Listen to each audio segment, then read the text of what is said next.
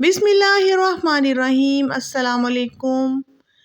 आज बहुत ही ख़ास पुदीने की चटनी आपके साथ शेयर करूँगी जो मैंने ख़ुद भी यूज़ की तो मुझे बहुत फ़ायदा हुआ।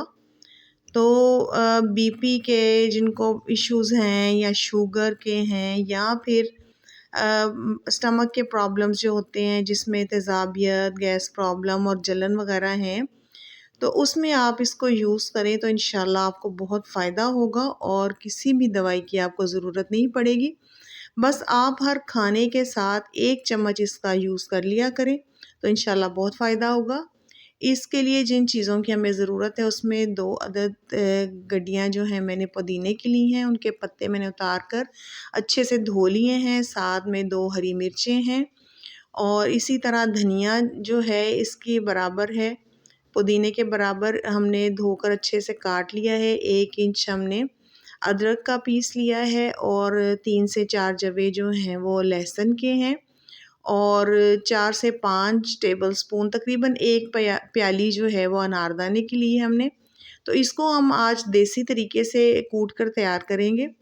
तो सबसे पहले हमने अनारदाना डाला है, उसको अच्छे तरीके से आप पीस लेंगे।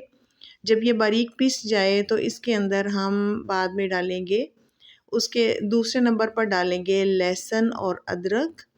इनको भी अच्छे से पीस लेंगे। जब ये बारीक हो जाए तो फिर हम इसमें ऐड करेंगे पुदीना और उसको बारीक पीस लेंगे। उसके बाद बारी आती है धनिये की, उसको भी डाल लेंगे। हम सब चीज़ों को डालकर अच्छे से बारीक पीस लेंगे और जब सारी चीज़ें यकजान हो जाएं तो नमक मिर्च जो है वो आप हस्बे ज़ायका डाल दें।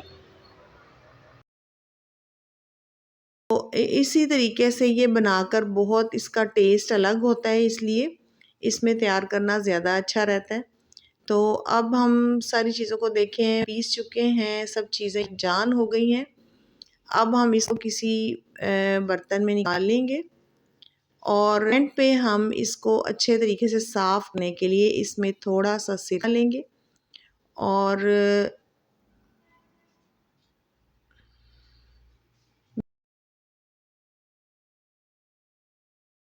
बाउल में डाल लेंगे किसी में और इसको साफ़ करने के लिए अच्छे तरीके से थोड़ा सिरका डालेंगे।